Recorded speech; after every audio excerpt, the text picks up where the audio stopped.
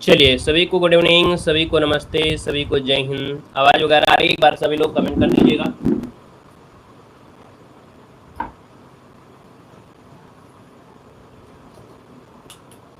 चलिए, आवाज़ आ रही है तो एक बार सभी लोग कमेंट कर दीजिएगा। जय श्री राम, जय श्री राम, जय हिंद, सभी को गुड इवनिंग, हर हर महादेव। चलिए, तो स्टार्ट करते हैं। यहाँ पर आपका जो क्वेश्चन आपका आ गया है और बेहतर क्वेश्चन आपका दिया गया है और आपसे यहाँ पर दिया गया है कि जिस तापमान पर वायु में जो जल है वाष्प संघनित होना शुरू कर देगा उसे क्या कहा जाता है। चलिए भैया, थोड़ा समझ कर और सोच समझ के ही आप जवाब दीजिएगा, है ना, जो आपके क्वेश्चन आज हैं, क्योंकि इसके पहले जो आपको सीरीज हमने पढ़ाया था वो सीरीज बहुत बार हमने आपको रिपीट करवाया दिया था, तो आप उसमें से क्वेश्चन सही कर पा रहे थे, लेकिन अब जो सीरीज आपकी है इसको थोड़ा सोच समझ के ही आपको देना है। क्लियर हो गया है? ठीक है भाई। चलिए, तो यहाँ पर देखो दिया है कि जिस तापमान पर वायु में जो जल वाष्प संघनित होना शुरू कर देगा उसे कहा जाता है। तो दोस्तों उसे कहते हैं क्या? यहाँ पर इसे कहते हैं ओशांक। क्या कहते हैं? ओशांक कह देते हैं। याद रखिए, इसका जो आंसर है वो आपका सी राइट हो जाएगा। क्लियर है? आगे बढ़िए। क्वेश्चन आपसे कह रहा है कि एक प्रकाश वर्ष क्या मापता है। प्रकाश वर्ष जो मापता है वो क्या मापता है? समय मापता है या दूरी मापता है? तो यहाँ पर आप कहेंगे सर दूरी वाला जो ऑप्शन आ रहा है, यहाँ पर बिल्कुल सही जवाब हो जाएगा। यहाँ पर आपका बी नंबर। अगला दिया है कि भारत में पहली रेलवे लाइन का परिचालन किस वर्ष हुआ था। रेलवे लाइन दिया गया है और ये आपने पढ़ा होगा 1853 में रेलवे लाइन बम्बई से ठाणे आपकी चलाई गई थी, है ना। और ये जो रेलवे लाइन का संचालन शुरू किया था ग्रेट इंडियन पेनिनसुला जो रेलवे है उसने किया था। अगला दिया गया है बुद्ध ने अपना पहला उपदेश जो दिया वो कहाँ पर दिया था। बुद्ध ने अपना पहला उपदेश दिया, ये कहाँ पर दिया था। अब आवाज़ आ रही है? क्लियर हो तो बता दीजिएगा। ठीक है, चलिए। तो देखो यहाँ पर बुद्ध ने अपना पहला उपदेश जो दिया वो आपके कहाँ पर दिया था, और आप दे सकते हैं 44 नंबर आपके सामने दिया गया है, 4 नंबर। तो आप कहेंगे सर यहाँ पर देखा जाए सारनाथ में दिया था, जिसको ऑप्शन आ रहा है यहाँ पर ये नंबर है, बिल्कुल सही जवाब इनमें से राइट हो जाएगा। अगला क्वेश्चन आपसे कह रहा है और आपसे दिया गया है कि पूर्व वैदिक काल में समाज में विभाजन का आधार इनमें से क्या था। ये बात हो रही है पूर्व वैदिक काल में, और समाज के विभाजन का जो आधार था वो क्या था। तो भैया उनका पेशा, है ना, जो जैसा कार्य करता था, है ना, जो जैसा कार्य करता था उनका उसी आधार पे उनका विभाजन भी कर दिया गया था, है ना। चलिए, अभी भी कान में खर्रे खर्रे कर रहा है क्या भाई? क्यों भाई, आवाज़ वगैरह आप सही हुई कि नहीं हुई है? एक बार जल्दी से बता दीजिएगा, क्योंकि आपके कान में खर्र खर्र बहुत हो रहा है। अब सही है? ठीक है। अब चलिए, नहीं हुआ, थोड़ा थोड़ा हो रहा है। चलिए आप बताइएगा, अब तो नहीं कर रहा है ना खर खर। चलिए, तो यहाँ पर देखो अगला क्वेश्चन दिया गया है ठोस कार्बन डाइऑक्साइड को भी कहा जाता है। जो ठोस कार्बन डाइऑक्साइड है इसे क्या कहते हैं? तो ठोस कार्बन डाइऑक्साइड बोलते हैं शुष्क बर्फ। शुष्क बर्फ जो दिया है यहाँ पर आपका आंसर इनमें से क्या हो सकता है? शुष्क बर्फ को बोलते हैं ड्राई आइस। क्या बोलते हैं? ड्राई आइस, मतलब शुष्क हिम। ऑप्शन नंबर आपका बनेगा बी नंबर राइट हो जाएगा। यहाँ पर आगे बढ़ते हैं कि अल्फा कण जो आवेशित होते हैं, जो अल्फा कण होते हैं ये आवेशित होते हैं, ये किस प्रकार के आवेश है? तो आप कहेंगे सर धनात्मक होते हैं, अर्थात ये आपके धन आवेश होते हैं, है ना। यहाँ पर जो आंसर है यहाँ पर आपका बी नंबर राइट हो जाएगा। अगले क्वेश्चन कराते हैं। क्वेश्चन आपसे कह रहा है कि जल जो कि प्रदूषण रोकथाम और नियंत्रण अधिनियम किस वर्ष लागू किया गया था। बताएगा कि जल प्रदूषण नियंत्रण अधिनियम जो आपका है ये कब आपका किया गया था। तो दोस्तों ये निवारण किया गया था 1974 में अधिनियम आया था, 1974। ऑप्शन नंबर आपका सी यहाँ पर राइट हो जाएगा। अगला क्वेश्चन यहाँ पर दिया गया और आपसे यहाँ पर कह रहा है कि निम्न में से अकबर के दरबार का मुख्य चित्रकार इनमें से कौन था। चलिए बताइएगा कि अकबर के दरबार का जो मुख्य चित्रकार इनमें से 9 नंबर में वो आपका कौन था। 9 का ऑप्शन भी आ रहा है, देख सकते हैं। आपका जो आंसर बनेगा वो राइट इनमें से क्या हो सकता है। चलिए, यहाँ पर देखा जाए 9 नंबर का ऑप्शन बनेगा सी नंबर दसवंत। क्या है यहाँ पर? याद रखिएगा दसवंत और बसावन ये अकबर के दरबार के मुख्य चित्रकार थे। इसका ऑप्शन आपका सी आ रहा है, तो बिल्कुल सही हो जाएगा। अगले क्वेश्चन कराते हैं। क्वेश्चन आपसे दिया गया और आपसे कह रहा है यहाँ पर लॉर्ड कर्जन द्वारा जारी बंगाल प्रांत दो भागों में विभाजित करने का आदेश कब दिया गया था? चलिए यहाँ पर देना है और आपका जो आंसर बनेगा 10 नंबर में, वो ऑप्शन डी हो जाएगा 1905 में। ठीक है ना, याद रखिए 20 जुलाई 1905 को लॉर्ड कर्जन ने बंगाल को दो भागों में विभाजित यहाँ पर किया था। तो आप कहेंगे सर इसका जो आंसर है वो आपका डी राइट हो जाएगा। अगले क्वेश्चन को आते हैं। क्वेश्चन दिया गया है कि वीडी सावरकर द्वारा 1904 में संगठित क्रांतिकारियों का जो गुप्त समुदाय था वो किस नाम से जाना जाता था? दोस्तों यहाँ पर देखा जाए तो ये जो समुदाय वो आपके अभिनव भारत के नाम से जाना जाता था। यहाँ पर जो आंसर है वो राइट हो जाएगा, आपका डी नंबर है, जिसका भी आ रहा है बिल्कुल सही होगा। नेक्स्ट क्वेश्चन दिया गया है कि मकर संक्रांति का जो त्यौहार है प्रतिवर्ष कब या किस महीने में मनाया जाता है? यहाँ पर देख सकते हैं मकर संक्रांति दिया और मकर संक्रांति मतलब होता है खिचड़ी, अर्थात जनवरी महीने में मनाया जाता है। आप कहेंगे 14-15 जनवरी, यहाँ पर आंसर आपका राइट हो जाएगा।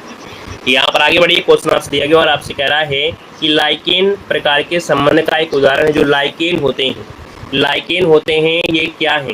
तो लाइकेन जो होते हैं सहोपकारिता अर्थात म्यूचुअलिज्म, ये संबंध होते हैं। मतलब लाइकेन जो होते हैं नीले हरे शैवाल और कवक के जो तंतु रूप होते हैं उनके बीच एक मिश्रित सहजीवी संबंध होता है। तो आप कहेंगे सर इसका आंसर आपका डी राइट हो जाएगा, सहजीवी के रूप में कार्य करते हैं। अगले क्वेश्चन कराते हैं। क्वेश्चन आपसे अगला पूछा गया है और निम्नलिखित में से कौन से सूक्ष्म जीव के कारण प्लेग हो जाता है? ये जो प्लेग होता है वो क्यों होता है, किस कारण से होता है? तो भैया प्लेग जो होता है ये होता है जीवाणु से, है ना।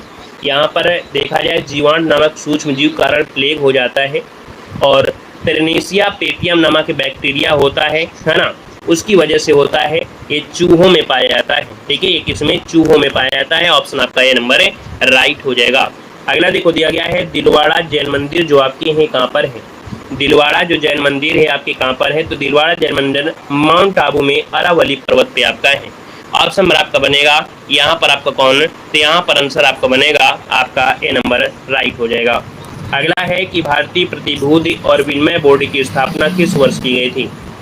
चलिए 16 नंबर दिया गया है और 16 की बात करते हैं तो आपका आंसर क्या होगा? तो आप कहेंगे सर 1992 में यहाँ पर जो आपका सेबी है ना, याद रखिए विनिमय बोर्ड अर्थात जो प्रतिभूति विनिमय बोर्ड है इसे सेबी कहते हैं, SEBI। स्थापना भारतीय जो हुई थी ये कहीं ना कहीं 1992 के प्रावधान के अनुसार हुई थी। 1992 से ये आपकी कह सकते हैं 12 अप्रैल 1992 को हुई थी। एक वैधानिक निकाय आपकी है। यहाँ पर जो आंसर है वो आपका ये नंबर है, राइट हो जाएगा। नेक्स्ट क्वेश्चन दिया गया है कि विश्व में जूट उत्पादन में भारत के स्थान कौन सा है? तो जूट उत्पादन पूछा गया है तो आप कहेंगे सर यहाँ पर जो आंसर बनेगा वो राइट इनमें से क्या हो सकता है? जब ऑप्शन में यहाँ पर दिया है तो आप कहेंगे सर यहाँ पर ऑप्शन आपका ये हो जाएगा, पहला स्थान है। जूट जो आपका है पूरे विश्व के हिसाब से देखा जाए मतलब जूट जो आपका है ये आपके भारत में होता है, लेकिन खपत भी यहाँ पर ज़्यादा हो जाती है। निर्यात देखा जाए तो आपका जो बांग्लादेश है वो निर्यात करता है, लेकिन उत्पादन में देखा जाए तो आपका कौन है? तो आपका ये भारत है, जिसमें से पश्चिम बंगाल जो आपका 50% उत्पादन आपके केवल भारत में से पश्चिम बंगाल कर देता है। अगला दिया गया है कि कृषि क्षेत्र में गोल क्रांति का संबंध किससे है? गोल क्रांति का संबंध जो आपका दिया है वो आपका आंसर है, राइट क्या हो जाएगा? चलिए यहाँ पर बताइएगा आपका आंसर में से क्या होगा? तो आप कहेंगे सर यहाँ पर 18 नंबर दिया है और 18 की अगर बात कर लेते हैं तो आप कहेंगे गोल क्रांति होता है आलू, है ना। क्या होता है भैया? यहाँ पर आलू उत्पादन होता है गोल क्रांति। अगर हम कुछ क्वेश्चन पूछें, जैसे आपसे हम पूछ लें कि भैया खाद्यान्न उत्पादन क्या होता है, तो आप कहेंगे सर खाद्यान्न उत्पादन हरित क्रांति, दूध उत्पादन श्वेत क्रांति, तिलहन उत्पादन पीली क्रांति, है ना, मत्स्य उत्पादन नीली क्रांति और झींगा मछली उत्पादन आपका गुलाबी क्रांति। ये क्रांतियाँ आपकी एक एग्जाम में क्वेश्चन पूछी जाती हैं। अगला आपसे दिया गया है कि भारत के आर्थिक विकास के लिए शहरीकरण किस पंचवर्षीय योजना का उद्देश्य है? अब आप देख सकते हैं कि एक शहरीकरण एक उद्देश्य लाया गया था। ये जो 11वीं पंचवर्षीय योजना थी इसमें से कहा गया था कि भैया शहरीकरण आपका होना है। यहाँ पर जो आंसर है वो आपका ये नंबर है, राइट हो जाएगा। नेक्स्ट क्वेश्चन दिया गया है कि कंगारू इस देश का राष्ट्रीय प्रतीक है। कंगारू ये जो प्रतीक है ये किस देश का है? तो यहाँ पर देख सकते हैं भारत और ऑस्ट्रेलिया का जो मैच होता है बड़ा कांटेदार होता है और आप देख सकते हैं कि ये जो कंगारू है वो कौन है? तो आप कहेंगे सर ये जो आपका है ऑस्ट्रेलिया, इसका आंसर आपका डी हो जाएगा। कितने लोग हैं जो ऑस्ट्रेलिया और भारत का मैच देखते हैं? यहाँ पर देख सकते हैं इनका मैच बड़े कांटेदार का होता है। आप देख सकते हैं कि कंगारू जो है वो आपका ऑस्ट्रेलिया का है। ऑप्शन नंबर आपका डी यहाँ पर राइट हो जाएगा, है ना। और यहाँ कंगारू केवल ऑस्ट्रेलिया में पाए भी जाते हैं, इस बात को भी याद रख लेना है। अगला है कि कौन सा दर्रा सिक्किम को चीन के तिब्बत के स्वायत्त क्षेत्र से जोड़ता है। कौन सा दर्रा है जो सिक्किम को चीन के तिब्बत स्वायत्त क्षेत्र से जोड़ता है। यहाँ पर 21 नंबर का ऑप्शन बनेगा नाथुला दर्रा, है ना। नाथुला दर्रा आपका आंसर है, यहाँ पर राइट हो जाएगा। अगला क्वेश्चन दिया गया है कि निम्न में से कौन सी नदी डेल्टा नहीं बनाती है। कौन सी नदी डेल्टा नहीं बनाती है 22 नंबर में। देखिए भैया, गंगा बनाती है, महानदी भी है, कावेरी है, लेकिन नर्मदा डेल्टा नहीं बनाती है, जलप्रपात का निर्माण करती है। तो ऑप्शन अगर आपका आ रहा है बी नंबर वाला तो बिल्कुल सही हो जाएगा। जोग प्रपात किस नदी पर स्थित है, ये बताइएगा। जोग प्रपात जो है वो किस नदी पर है। 23 नंबर आपका दिया है और आप कहेंगे सर जोग प्रपात है आपकी शरावती नदी पर है ना। शरावती नदी पर शिवमोगा जिले में है। आपका जो आंसर बनेगा वो आपका ये नंबर राइट हो जाएगा। अगले क्वेश्चन कराते हैं। क्वेश्चन दिया गया है कि निम्नलिखित में से किस क्षेत्र में प्रतिष्ठित उपलब्धियों के लिए पुलित्जर पुरस्कार दिया जाता है। क्वेश्चन बहुत बार पूछा गया है। यहाँ पर देख सकते हैं पुलित्जर पुरस्कार है और पुलित्जर पुरस्कार जो आपका है पत्रकारिता के लिए यहाँ पर दिया जाता है। याद रखिएगा, पत्रकारिता के नाम से, ठीक है। ये पुरस्कार अमेरिका के एक प्रकाशक थे जोसेफ पुलित्जर, उनके नाम पर ये दिया जाता है। अगला दिया गया है क्वेश्चन कि ब्यूनस आयर्स किस देश की राजधानी है। एक क्वेश्चन आपकी राजधानी से बनता है। देख सकते हैं ब्यूनस आयर्स दिया है और ब्यूनस आयर्स की बात करते हैं तो आपका जो आंसर बनेगा इनमें से क्या हो सकता है। बहुत अच्छे, यहाँ पर ब्यूनस आयर्स जो है वो अर्जेंटीना की है। ऑप्शन नंबर आपका सी बनेगा। बोलीविया की पूछे तो आप कहेंगे सर लापाज। लापाज जो है वो आपकी बोलीविया की है। यहाँ पर वेनेजुएला दोस्तों याद रखिए, वेनेजुएला की है। काराकास क्या है, काराकास जो है, काराकास वो कहाँ की है तो आपकी वेनेजुएला की है। और अगर पूछे ब्राज़ील की क्या है तो ब्रासीलिया ये आपकी ब्राज़ील की है। अगला, आइंस्टीन को नोबेल पुरस्कार किस खोज के लिए दिया गया था। आइंस्टीन को नोबेल पुरस्कार किस खोज के लिए दिया गया था, ये आपसे कह रहा है। तो आप कहेंगे सर यहाँ पर ऑप्शन नंबर ए हो जाएगा, प्रकाश विद्युत उत्सर्जन जो सिद्धांत आपका दिया गया है ना। यहाँ पर ये दिया गया है नोबेल पुरस्कार 1921 में से इनको दिया गया था। ऑप्शन नंबर आपका बनेगा यहाँ पर ये नंबर है। अगला है किस वर्ष में भारत सरकार अधिनियम 1935 में से प्रावधानों के अनुसार भारत का संघीय न्यायालय स्थापित किया गया था। भारत का जो संघीय न्यायालय है स्थापित किया गया था, यहाँ पर आंसर आपका 37 में क्या बनेगा भैया। यहाँ पर 1935 में प्रावधानों के अनुसार 35 दिया गया प्रावधान, लेकिन बना कब था, स्थापित कब किया गया था। स्थापित होने में थोड़ा समय तो लगा होगा ना। यहाँ पर देख सकते हैं आपका जो आंसर है वो आपका डी हो जाएगा 1937। क्या हो जाएगा 1937 इसका आंसर है, राइट हो जाएगा, याद रखिएगा, ठीक है। आगे बढ़िए, क्वेश्चन दिया गया है कि भारत के संविधान का जो अनुच्छेद 66 है, अनुच्छेद जो 66 है यहाँ पर संबंधित है वो आपकी किससे संबंधित है। चलिए, अनुच्छेद 66 जो है भारत के उपराष्ट्रपति के निर्वाचन से संबंधित है। उपराष्ट्रपति का निर्वाचन है अर्थात उपराष्ट्रपति का चुनाव है, मतलब ऑप्शन आपने डी सुना है तो बिल्कुल सही जवाब यहाँ पर राइट हो जाएगा। अगला दिया गया है कि भारतीय संविधान के जो अनुच्छेद 19 दिया गया है, अनुच्छेद 19 कितने प्रकार की स्वतंत्रता का प्रावधान किया गया है। कितने प्रकार की स्वतंत्रता का प्रावधान किया गया है, आपका जो आंसर बनेगा 29 नंबर में। तो आप कहेंगे सर यहाँ पर देखा जाए तो 6 प्रकार की स्वतंत्रता है। ऑप्शन नंबर आपका डी यहाँ पर राइट हो जाएंगे। अगला दिया गया है क्वेश्चन कि निम्नलिखित में से कौन से स्मारक उत्तर प्रदेश में स्थित यूनेस्को का प्रशंसित विश्व धरोहर स्थल आपका है। यूपी में भी देख सकते हैं कि यूनेस्को द्वारा विश्व धरोहर में आपके शामिल हैं। यहाँ पर 30 नंबर में तो आपका कौन सा है तो ये है आपका, देखिए ताजमहल है ना। क्या है, ताजमहल 1983 को ये विश्व धरोहर में शामिल किया गया था। शाहजहां द्वारा अपनी पत्नी मुमताज महल की याद में बनवाया गया था, है ना। और कितने लोग हैं जो ताजमहल बनाने के सपने देख रहे हैं, एक बार कमेंट बॉक्स में कमेंट जरूर कर दीजिएगा, ठीक है ना। यहाँ पर देखो दिया गया है कि कौन सा कथक घराना उस नृत्य शैली के आध्यात्मिक पहलुओं पर अधिक ध्यान देता है। यहाँ पर 31 नंबर दिया है और आप देखेंगे भैया कथक घराना है नृत्य शैली के आध्यात्मिक पहलुओं पर ध्यान देता रहा है। यहाँ पर देखिए जो आपका बनारस है ना, बनारस जो ऑप्शन दिया गया है वो आपका आंसर बिल्कुल सही जवाब राइट हो जाएगा। यहाँ पर देखा जाए जयपुर घराना ही किसके लिए जाना जाता था। जयपुर घराना ये युद्ध शैली आक्रामकता के लिए जाना जाता था। लखनऊ घराना ये सांस्कृतिक रोमांस और लोकाचार के लिए होता था, श्रृंगार के लिए। जो बनारस घराना है आध्यात्मिक पहलुओं पर आध्यात्मिक केंद्र रहता था। अगला आपसे दिया गया है कि उर्दू शायरी में जो फिराक गोरखपुरी है इनके नाम से कौन प्रसिद्ध है। चलिए यहाँ पर बताना है और आपका जो आंसर बनेगा इनमें से वो राइट क्या हो सकता है। आप कहेंगे सर 32 नंबर दिया है और 32 का जो ऑप्शन आ गया है यहाँ पर 32 नंबर जिसका भी ऑप्शन है वो आपका सी हो जाएगा रघुपति सहाय, है ना।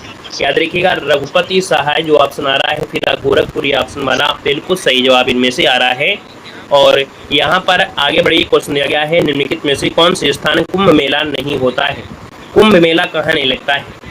चलिए 33 को ऑप्शन देना है, कुंभ मेला नहीं लगता है, कहाँ पर नहीं लगता है? 33 नंबर में। आप कहेंगे सर उज्जैन में लगता है, और कहाँ लगता है भैया?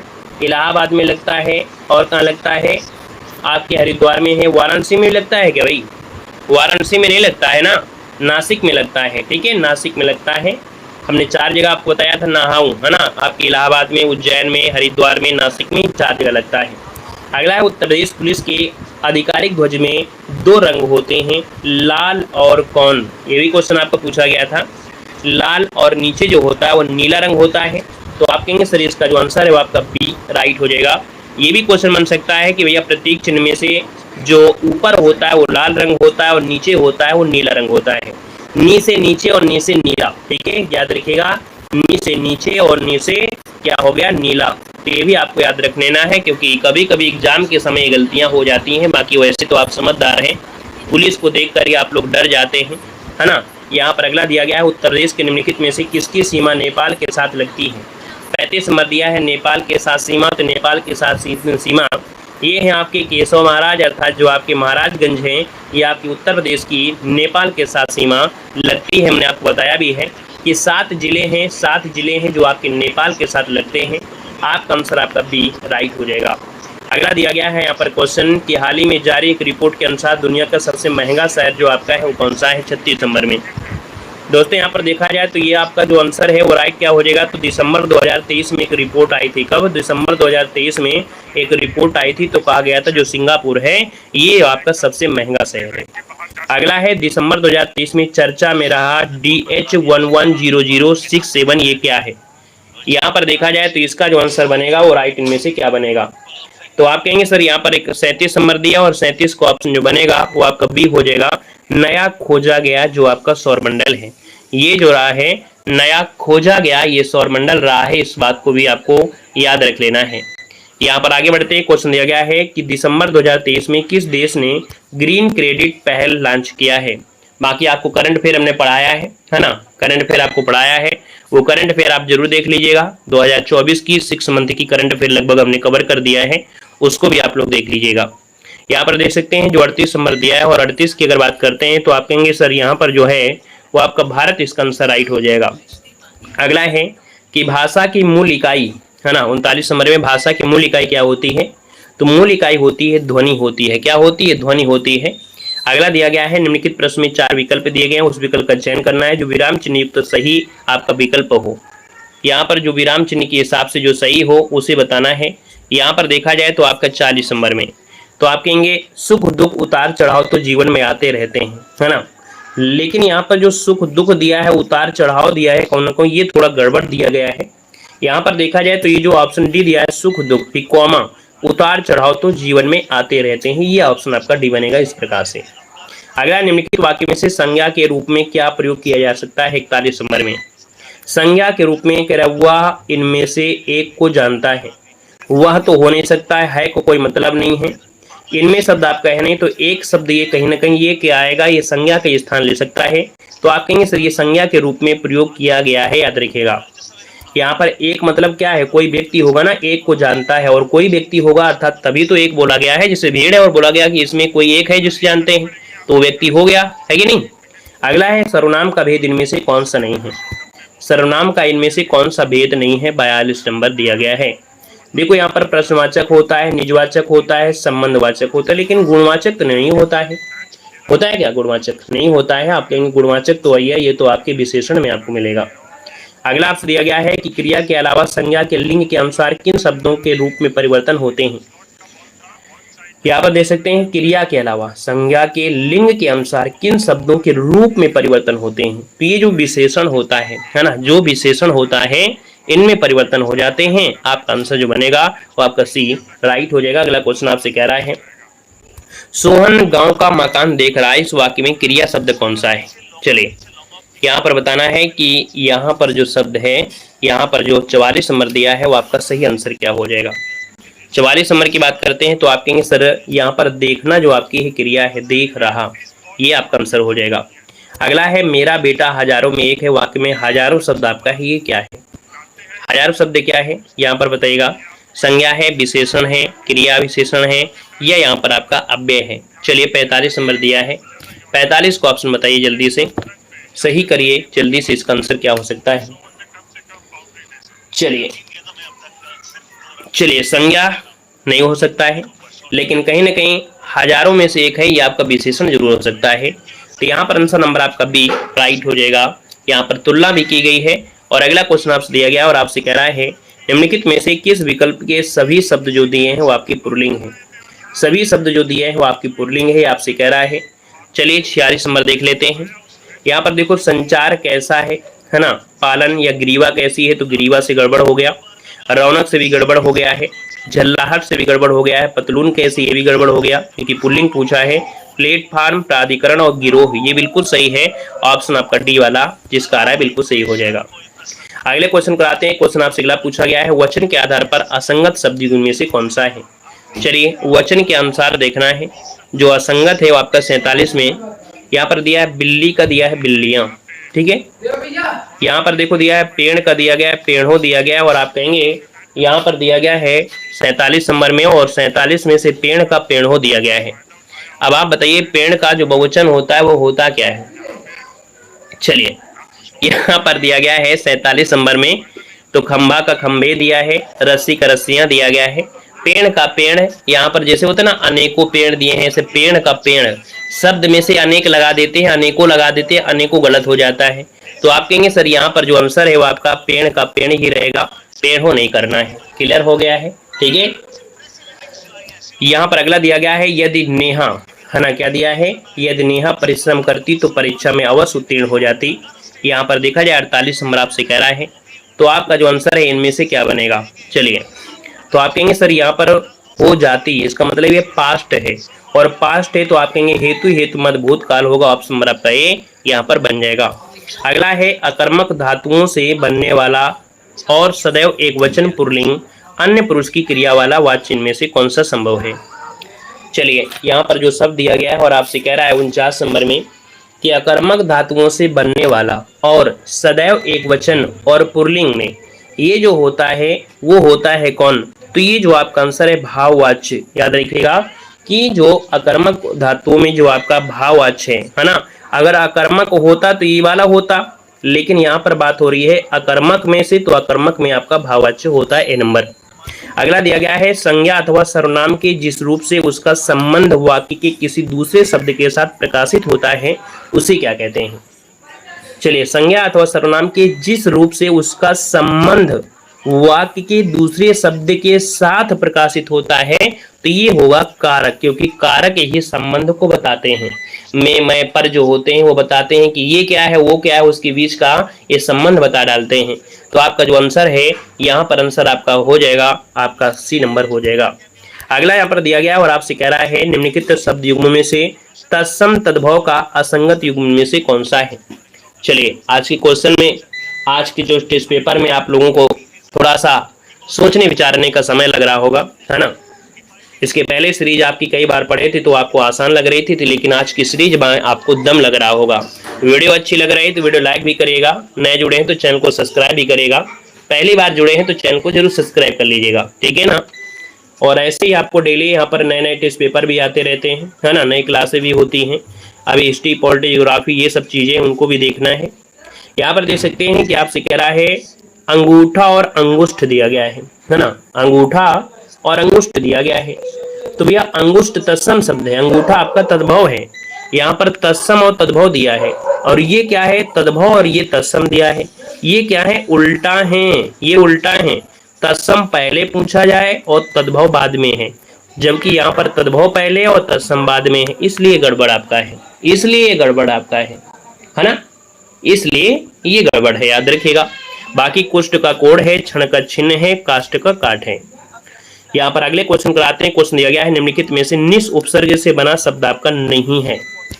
52 नंबर है, यहाँ पर निस उपसर्ग यहाँ पर नहीं है, तो देखिए यहाँ अच्छा निर उपसर्ग से बना शब्द नहीं है, तो यहाँ पर देखो निकृष्ट दिया गया है, निर्भय है, निर्वाह है और निर्दोष दिया है। 3 में तो आपको लग रहा है, यहाँ पर इसमें भी लग रहा है, इसमें भी लग रहा है और इसमें लग रहा है। निकृष्ट में से आप देखेंगे 52 नंबर में, तो आप कहेंगे निर उपसर्ग से बना शब्द यहाँ पर कौन, यहाँ पर ये जो आपका दिया गया है वो आपका नहीं है। यहाँ पर देखा जाए तो भैया यहाँ पर निर उपसर्ग से बना शब्द नहीं है, तो ये जो आपका है ना, इसमें पूरा का पूरा निर निकलेगा, इसमें से पूरा का पूरा निर निकालिएगा, बाकी इनमें जो आपके हैं वो शब्द आपके निकलेंगे। अगले क्वेश्चन का आते हैं। क्वेश्चन आपसे दिया गया है, यहाँ पर दिया गया है कि मिलाप में कौन सा प्रत्यय है। मिलाप, आप, ये आपको क्वेश्चन पर आया गया है ना, आप हो जाएगा। और अगला क्वेश्चन दिया गया है, निम्नलिखित में से किस विकल्प में से विलोम युग्म सही नहीं है। विलोम युग्म सही नहीं है, यहाँ पर दिया गया है, तो औचक का दिया है, अक्सर दिया गया है। चलिए, अच्छा क्वेश्चन आपके सामने है, नया क्वेश्चन भी आपको दिख रहा है। चलिए भाई बताइएगा। कह रहे हैं औचक दिया है और औचक का दिया गया है क्या, यहाँ पर अक्सर दिया है, ये आपका हो जाएगा। यहाँ पर दिया गया है झिड़कना मतलब पुचकारना, ठीक है। यहाँ पर दिया गया है गाफिल का होता है खबरदार। ये डावाडोल जो दिया गया है वो अस्थिर। यहाँ पर जो 54 नंबर दिया गया है डावाडोल और अस्थिर, तो भैया डावाडोल मतलब हो गया क्या, डोल रहा है, तो इसका होना चाहिए स्थिर। अर्थात यहाँ पर जो आ लगा दिया है वो गड़बड़ कर दिया है। जैसे डोलना होता है ना, भूकंप आ गया डोल रहा है, तो यहाँ पर आ को हटा दीजिए तो सही हो जाता है ना। यहाँ पर आगे बढ़िएगा। कह रहे हैं अनिवार्य का विलोम क्या होता है। तो हमने कहा कि आपको अनिवार्य है, तो आप कहेंगे सर जी हम तो अपनी इच्छा से काम करेंगे, अर्थात इच्छा को हम बोलते हैं वैकल्पिक। आपको ऑप्शन दिया गया है वैकल्पिक, तो आप कहेंगे सर इसको ऑप्शन बी राइट हो जाएगा। यहाँ पर अगला क्वेश्चन दिया गया है कि कंदर्प, पंचसर और पुष्पंधवा ये किसके पर्यायवाची हैं 56 नंबर में। चलिए यहाँ पर देखो, ये हैं आपके कामदेव के हैं, देखिए ये हैं आपके कामदेव के हैं, तो आपके ये कंदर्प है, पंचसर है, पुष्पंधवा है, ये कामदेव के पर्यायवाची होते हैं। बाकी देखिए ये गौरी सुत जो दिया गया है, गौरी सुत ये आपके गणपति को कहते हैं, अर्थात गजानन जी को कहते हैं। वंशीधर जो आप लोग जानते हैं गोपाल जी को कहते हैं, है ना, गिरधर गोपाल, मुरारी, माखन चोर। और यक्षराज जो कहते हैं वो कहते हैं कुबेर को, अर्थात धन के देवता जो कुबेर हैं। अगला है आनंद शब्द का उचित पर्यायवाची क्या है। आनंद का पर्यायवाची पूछा है, और आनंद है तो आप कहेंगे मोद है, हर्ष है, ये ऑप्शन आपका ये हो जाएगा। अगला है निम्नलिखित में से अंतर का अर्थ नहीं होता है। अंतर का अर्थ नहीं है, तो अंतर मतलब दूरी होता है, शेष होता है और हृदय भी होता है। लेकिन जो आकाश दिया है अंतर का अर्थ आकाश नहीं होता है, याद रखिएगा, ठीक है। आपका आंसर जो बनेगा वो आपका बनेगा बी नंबर हो जाएगा। यहाँ पर आगे बढ़िएगा कि निम्नलिखित में से संज्ञा और विशेषण की दृष्टि से कौन सा युग्म आपका असंगत दिया गया है। संज्ञा और इसके बाद यह है विशेषण। चलिए ईश्वर का हो गया, ईश्वरी हो गया। झगड़ा का हो गया, झगड़ालू, है ना, जैसे क्लास में झगड़ा होता है और बहुत लोग झगड़ालू होते हैं। फिर यहाँ पर आपसे कह रहा है कि कुल का दिया गया है, कुलीन दिया गया है। अज्ञान का अज्ञानता दिया है, देखिए आपका जो युग्म आपका दिया गया है वो गलत है, वो ऑप्शन आपका डी है ना। अज्ञान का अज्ञानता नहीं होता है, क्या हो सकता है, अज्ञान का होता क्या है, तो अज्ञान का होता है अज्ञानी। क्या होता है, अज्ञानी होता है। अगर ये होता अज्ञानी तो आपका जवाब हो जाता। अगला दिया गया है आपसे, जो मुकदमा दायर करता है, जो मुकदमा दायर करता है उसे क्या कहते हैं 60 नंबर में। तो भैया यहाँ पर जो मुकदमा दायर करता है ना, जैसे कुछ लोगों ने कहा था पिछली बार कि हम देव सर पर FIR दर्ज कर देंगे, है ना, देव सर पर हम FIR दर्ज कर देंगे, मान हानि का दावा लगा देंगे, है ना, क्योंकि उन्होंने हमारी ऑनलाइन बेइज्जती कर दिया है, और जब गलत करोगे तो फिर बेइज्जती तो हो ही जाएगी, है ना। तो उसमें से आप कुछ लोग थे इस क्लास में, ये है कि बोल रहे थे देव सर के ऊपर हम मानी हानि का दावा लगा देंगे और FIR कर देंगे। तो भैया जो मुकदमा दायर करता है वो होता है वादी। क्या होता है, वादी होता है। तो यहाँ पर जो आंसर आपका दिया है वो ऑप्शन डी राइट हो जाएगा। और बड़ी अच्छी किस्मत है कि आज की इस क्लास में वो मौजूद भी हैं, है ना, आज की इस क्लास में वो मौजूद भी हैं जिन्होंने ये शब्द कहा भी था। और अगला क्वेश्चन दिया गया है, कह रहा है क्या, किसी व्यक्ति या सिद्धांत का समर्थन करने वाला अनेक पद के लिए शब्द इनमें से कौन सा है। चलिए यहाँ पर देखिए 61 नंबर आपसे दिया गया, और 61 की अगर बात करते हैं तो भैया किसी व्यक्ति या सिद्धांत का समर्थन करने वाला, ये होते हैं अनुयायी, है ना, अनुयायी दिया गया है। निम्नलिखित में से कौन सा स्वर संधि का भेद नहीं है। स्वर संधि का भेद नहीं है, तो देखिए यहाँ पर देखिए स्वर में वृद्धि है, गुण है, दीर्घ है, यहाँ पर हल नहीं होता है, क्योंकि हल जो होता है वो किस में आता है? यहाँ पर देखा जाए तो हल जो आपका हो जाएगा वो आपके व्यंजन में आपका आता है ना? क्लियर है? यहाँ पर आगे बढ़िए, क्वेश्चन आपसे दिया गया और आपसे कह रहा है यथाशक्ति में से समास पूछा गया है। यथाशक्ति में जो समास है वो आपका कौन है? तो आप कहेंगे यथाशक्ति में होता है अव्ययी भाव। यथाशक्ति में यथा जो दिया है वो आपको उपसर्ग दिया गया है। क्लियर है? अगले क्वेश्चन को आते हैं। क्वेश्चन आपसे दिया गया है, चलिए, वेरी गुड,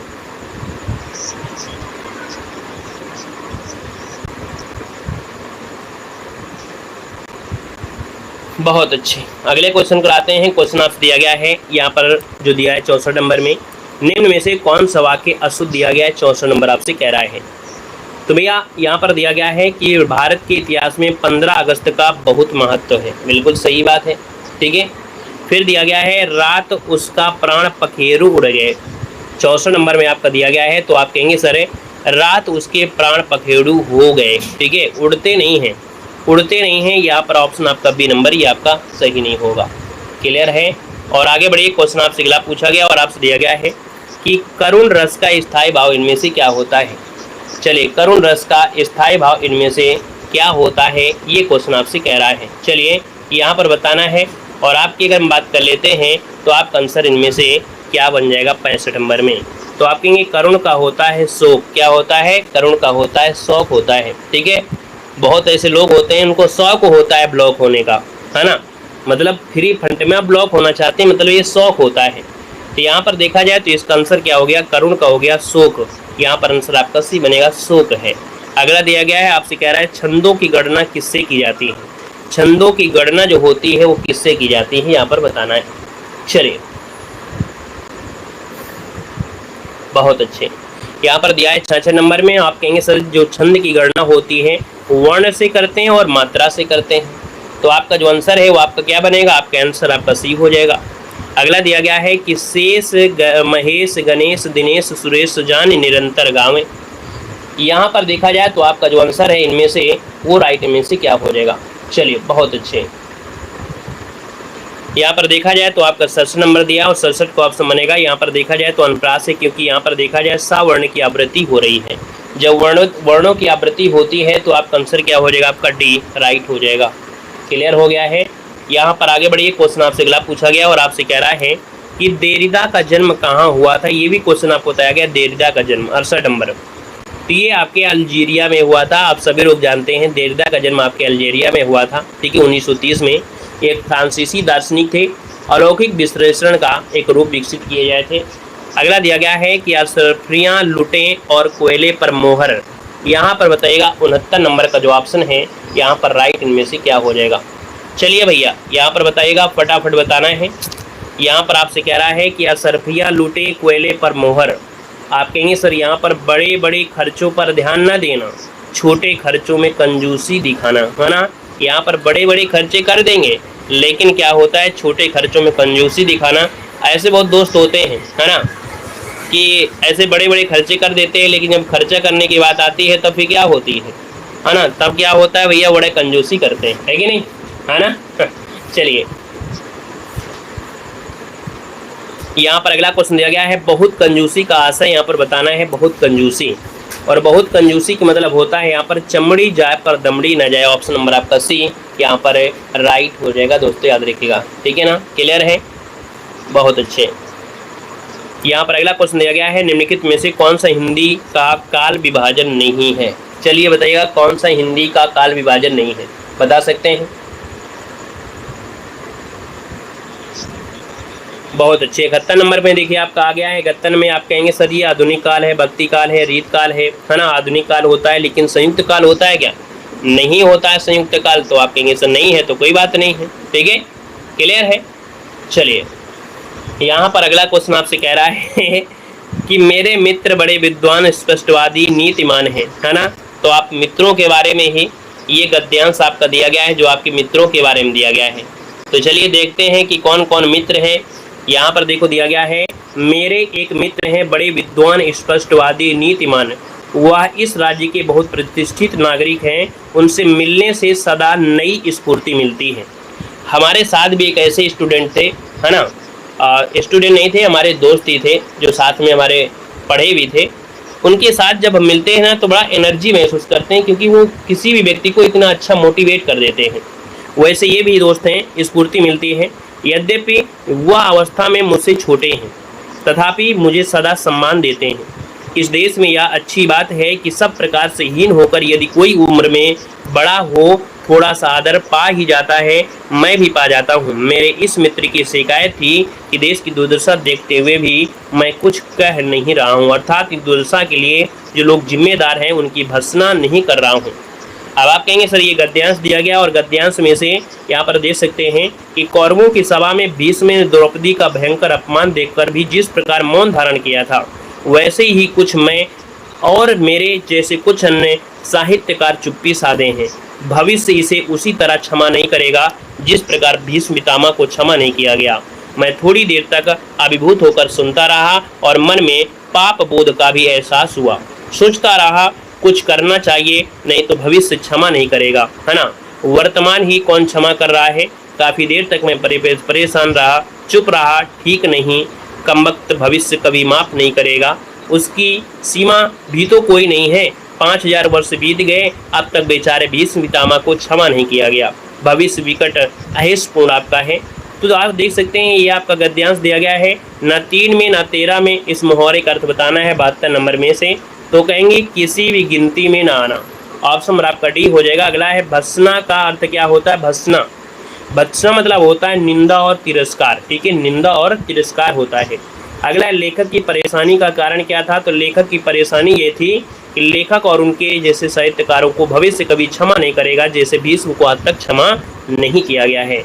और अगला है यहाँ पर क्वेश्चन क्या कह रहा है, भीष्म पितामह को क्षमा क्यों नहीं किया गया था, क्यों नहीं किया गया था। तो आप कहेंगे सर ये देख सकते हैं, आपसे कह रहा है कौरवों की सभा में यहाँ पर भीष्म ने द्रौपदी का भयंकर अपमान देखकर भी मौन धारण किया हुआ था, तो इस कारण से इनको माफ नहीं किया गया। ऑप्शन नंबर आपका ए यहाँ पर राइट हो गया है ना। तो ऑप्शन नंबर आपका ए हो गया। तो भैया इस प्रकार से ये क्लास क्या हो गई आपकी कंप्लीट हो जाती है, ठीक है ना। बाकी आप देख सकते हैं कि ये गद्यांश भी आसान था, कोई दिक्कत नहीं था, लेकिन बहुत ऐसे होशियार लोग थे जो गद्यांश में यहाँ पर क्या नहीं आए थे। गद्यांश देखकर सब भग गए हैं, इसलिए गद्यांश वगैरह पढ़ाते नहीं हैं। लास्ट में था इसलिए हमने इसको पढ़ा दिया है। बाकी आप लोग होशियार है, गद्यांश संध्यांश आप लोग कर लेते हैं। क्लियर है।